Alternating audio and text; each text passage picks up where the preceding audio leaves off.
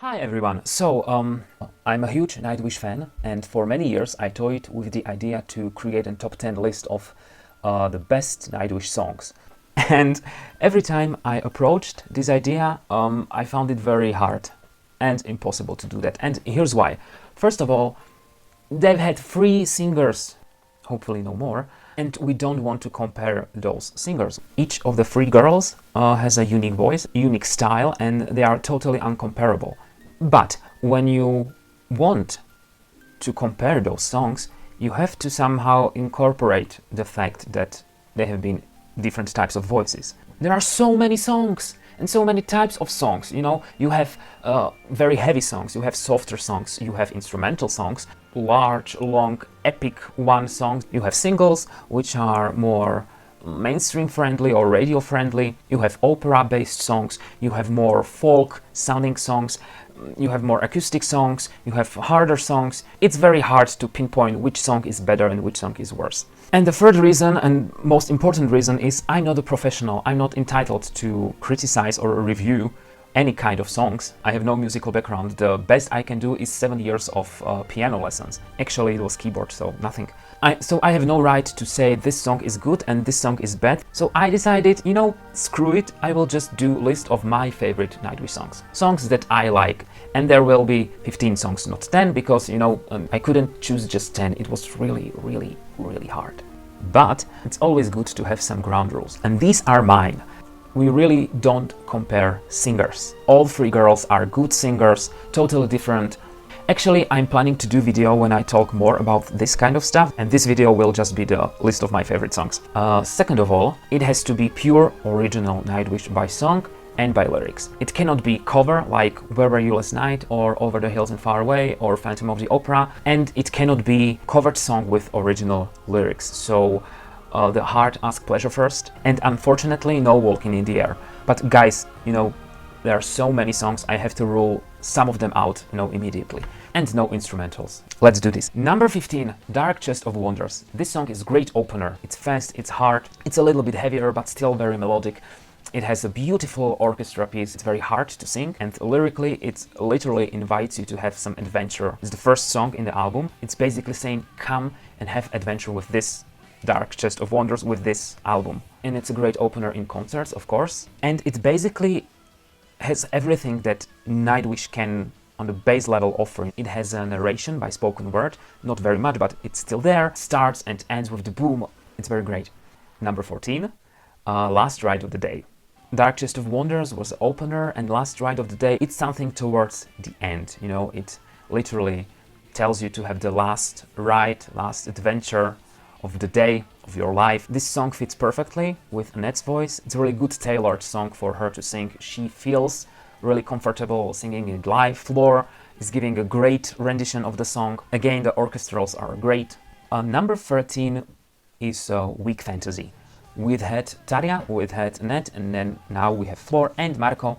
By the way, with Last Ride of the Day, I started a string of unbroken songs featuring Marco. It was extremely unintentional, it just happened that way, and it's very long within this list, so we have lots of Marco, yay! So Weak Fantasy is one of the harder, heavier songs from album Endless Forms Most Beautiful. Marco's voice blends perfectly with Floor's. Floor's is giving a great vocals. The song has very good theme. It approaches theme of religions and beliefs and humanity itself. Lyrically, it cites passages from the book by Richard Dawkins. Let's have some pure Marco. Number 12, Islander. In my opinion, Islander is the best Marco song from Nightwish ever. It's very folky, it's acoustic. I was thinking that I could incorporate a song While Your Lips Are Still Red. It's not featured in any of the main albums by Nightwish, so I decided to go with Islander. It was a single, it has a video. Actually, it's the best achievement that Marco did with Nightwish, because it's pure his song. In a studio version, Annette provides soft, nice vocals, the same with Floor live. It is really beautiful and touching, and it shows that Tuomas has a wonderful sense of melody and emotions. Number 11 is I Want My Tears Back, and it's a song you can dance to it. Actually, Floor encourages you very much to do that in concerts. And since we're talking about concerts, the song is always very smart placed. in the concert, in the set list of concerts, because it's usually featured in the second half of the concert when your energy is going a little bit down, and this song kicks you right back up. It's one of the best songs that Annette did with Nightwish. It fits her voice perfectly. Again, she's very cool with singing it live, and it doesn't fight Marco's voice. They're blending together great. The same with Floor. Number 10 has a special place in my heart. It's one of the first 3 songs I heard from Nightwish. Full disclosure, Nightwish was the first heavier music I started listening to. I'm actually not very much genre oriented. I listen to whatever I like, and I just love oriental sounds in the music, in any kind of music. Every time I hear Beautiful Liar by Beyoncé and Shakira, I'm like, yeah, yes, yes. So this was a natural choice for me. I like this song very much from the beginning. It wasn't too heavy, too hard, and it wasn't too soft.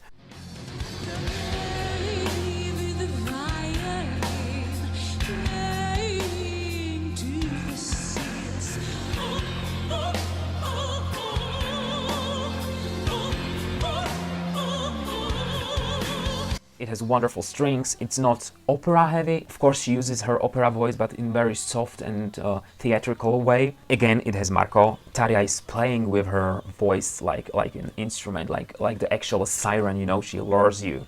It has a killer guitar solo, and the strings in the end are just, you know, chilling. Number 9, on the other hand, is Romanticide.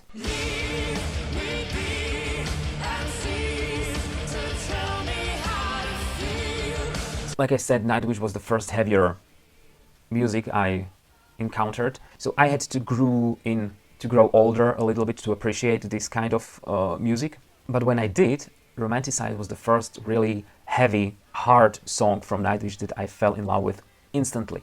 Of course, Floor's version helped a lot.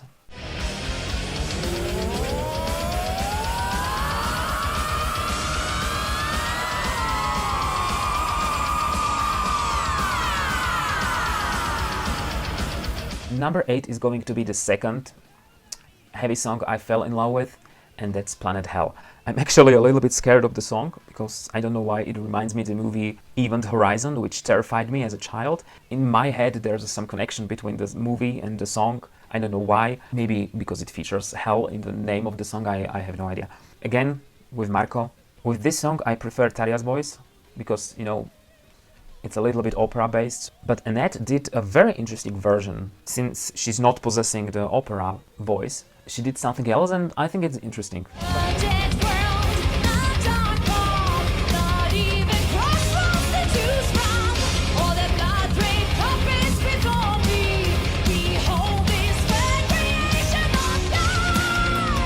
But to these days, I really prefer the studio version and the live version with Tarja. It somehow fits.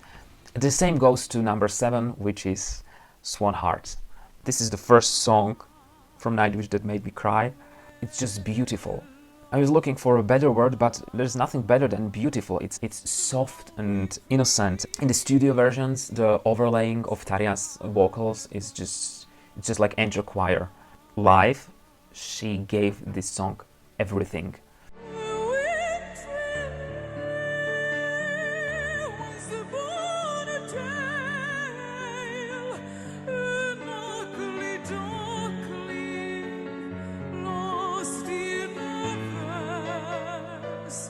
Every time I hear Swan Hearts live, I really like, yes, this is everything. She was perfect in this song.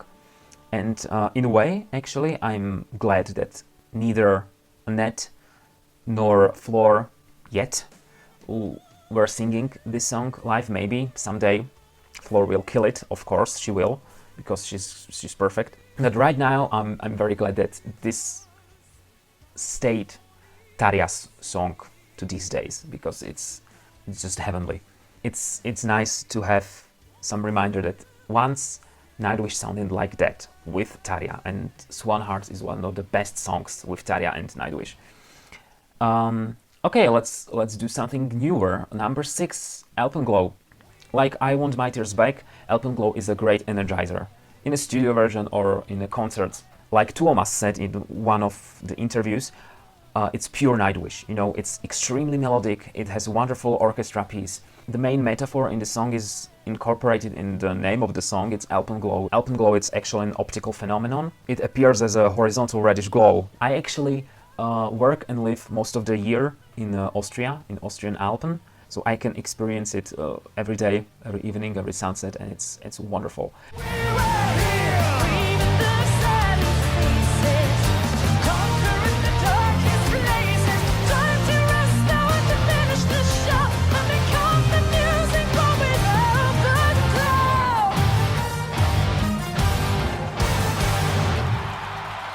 We are entering top 5 right now. This is 10. Number 5 is going to be Wishmaster. This is again the pure, old school Nightwish. It's full, it's rich, it's dramatic, it's theatrical. Lyric-wise, it's insane. It has killer vocals by Tarja. This is actually one of the songs I again prefer live with Tarja because, you know, with all due respect, Annette was clearly highly uncomfortable singing this song.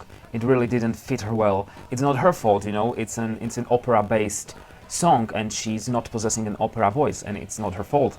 And Tarja is extremely talented opera singer, you know. Even for opera singer standards, she's like crazy, insanely talented, so it's really not Annette's fault that she's unable to perform the song the way it's supposed to be performed. On the other hand, Floor is great. Again, it's perfect. Tarja's live version has something to it that I like it a little bit better than Floor's version. Number 4. Number 4 is the second of the first 3 songs I heard from Nightwish, and it's Nemo.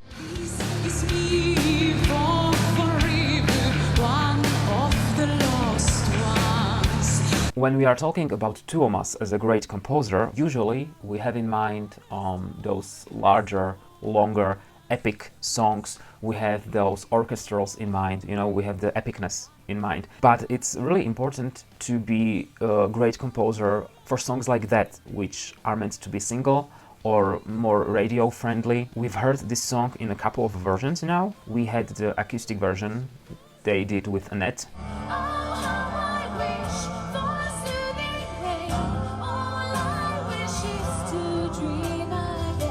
We have this rockish, higher tempo version in Beste Zangers, and every version of this song could be the main version because it's greatly composed, and it's the sign of the good composer that the song is able to sound great. The theme is a little bit nihilistic, but hey, every Nightwish girl did her best version of the song, you know. Tarja was killing it live, Annette with the acoustic version, or even with the original live arrangement was sounding actually very good.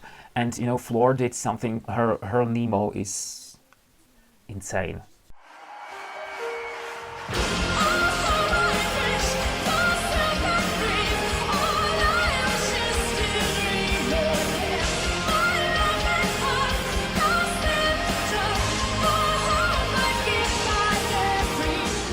Okay, top 3. Number 3 is Poet and the Pendulum.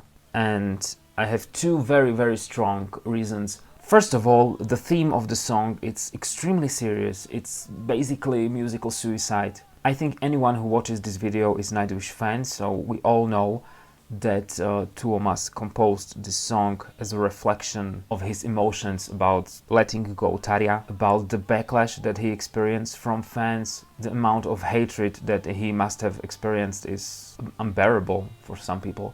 He basically wrote this song so he didn't have to kill himself. When I first heard it, I loved it. But when I've heard the song live, and I'm sorry for all Annette fans out there, Annette's live performance of this song, for me, left something to be desired. When she starts to sing the Pacific part an octave lower,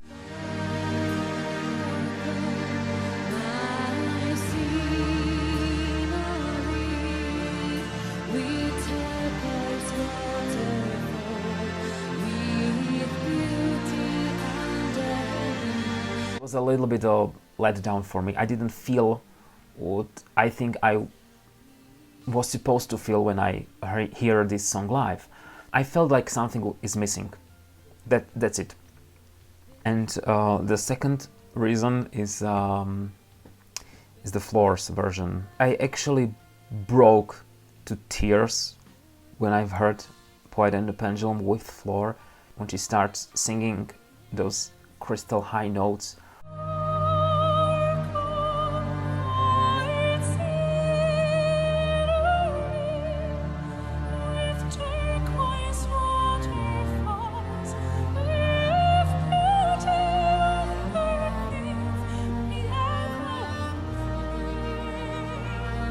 With something very, very sad inside her voice.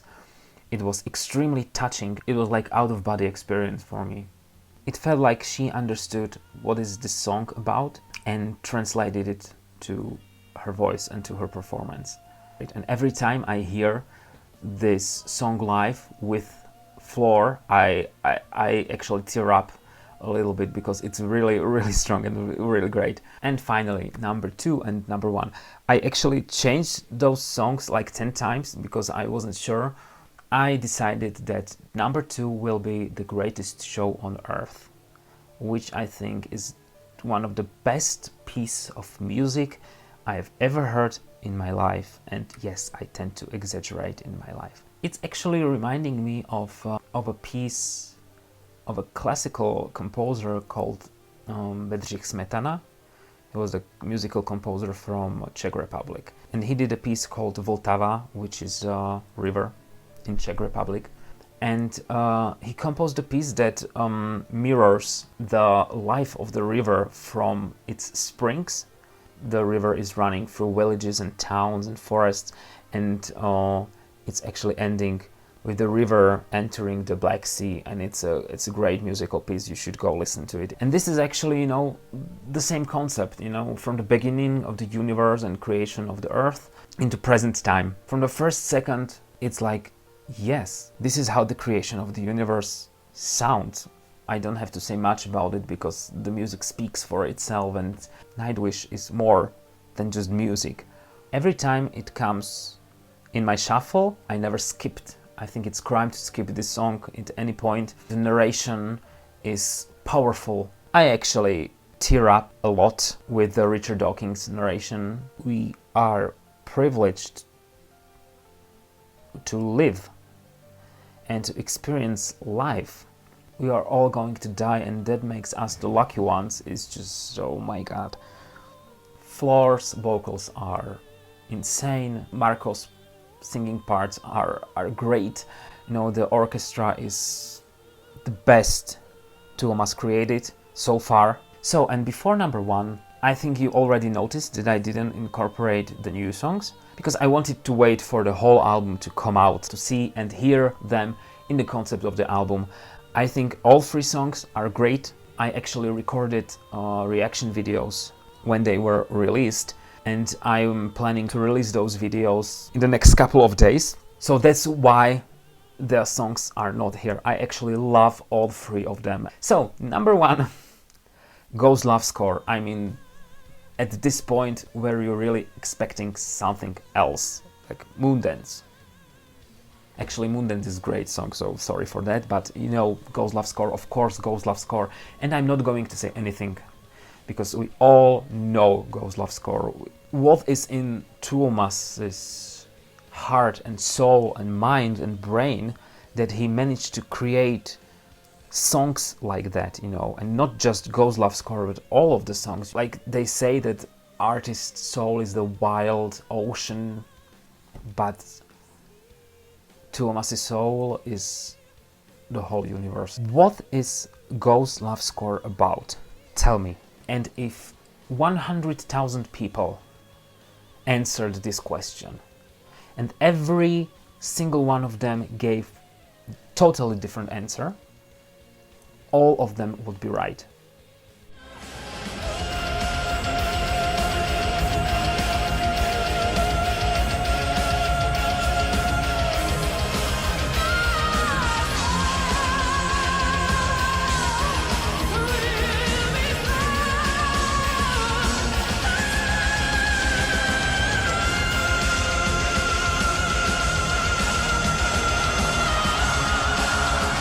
So yeah, Ghost Love Score, cheers. This is my list, and I want to give a special shout out to other songs that didn't make the cut. I've already extended top 10 to top 15, so yeah, give me a break. I know, yeah, Elven Path, Storytime, My Walden, Master Passion Greed, Turn Loose the Mermaids is wonderful song. Evergreen, Everdream. Basically every song from Oceanborn, Two for the Tragedy, Sleeping Sun, of course, Sleeping Sun, Our Decades in the Sun. Okay, this is everything for today. In the next couple of days I try to release those reaction videos to new songs. I cried. Subscribe and, you know, you will see it. So, bye.